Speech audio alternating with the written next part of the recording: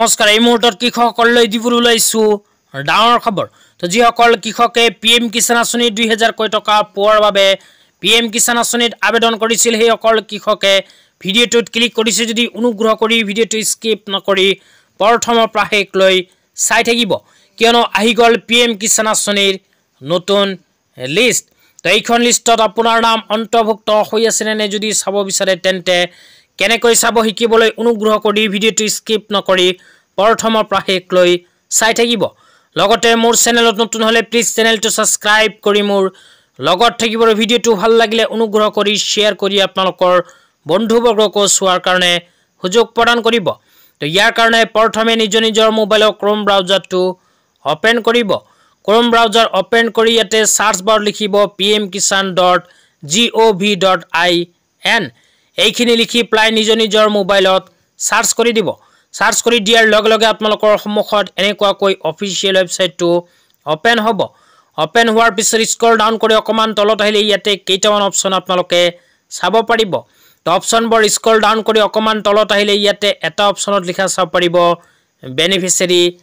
list এই অপচনটোতে আপোনালোকে click কৰিব তো আপোনালোকক আকৌ ৰিকুৱেষ্ট কৰিছো অনুগ্ৰহ কৰি ভিডিঅ'টো শেয়াৰ কৰি আপোনালোকৰ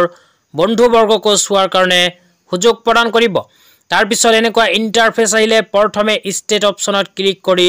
4 নম্বৰ পৰা আসাম যে লিখা আছে আসাম ষ্টেটটো সিলেক্ট কৰিব তাৰ পিছত ডিস্ট্ৰিক্ট অপচনত ক্লিক কৰি নিজৰ জিলাখনৰ নাম বিচাৰি উলিয়াই পেলাই নিজৰ জিলাখনৰ নামৰ ওপৰত ক্লিক কৰি দিব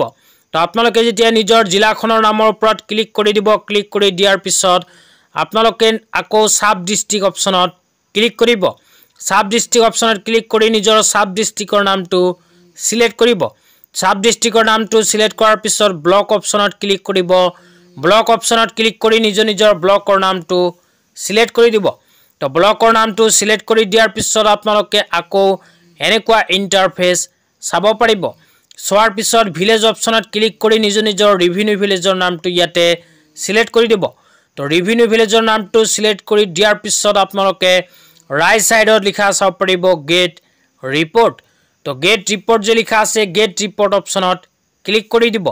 ইয়াতে ক্লিক কৰি দিয়াৰ লগে লগে পিএম কিষাণ আঁচনিৰ নতুন লিষ্টখন আপোনালোকৰ সন্মুখত এনেকুৱাকৈ আহি যাব তো ইয়াতে যদি আপোনালোকৰ নাম অন্তৰ্ভুক্ত হৈ আছে তেন্তে নিঃসন্দেহে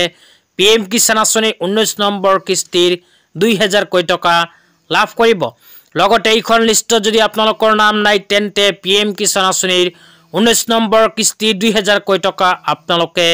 নাপাব পাৰে তেনেকুৱাকৈ আপোনালোকে নিজৰ নামখন পিএম কিষাণ আঁচনিৰ নতুন লিষ্টত চাই ল'ব তো আপোনালোকৰ নামটো প্ৰথম পেজত যদি নাপায় সেই ক্ষেত্ৰত স্ক্ৰল ডাউন কৰি তলত আহিলে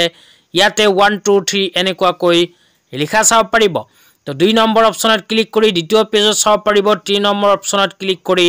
তৃতীয় পেজতো আপোনালোকে চাই ল'ব পাৰিব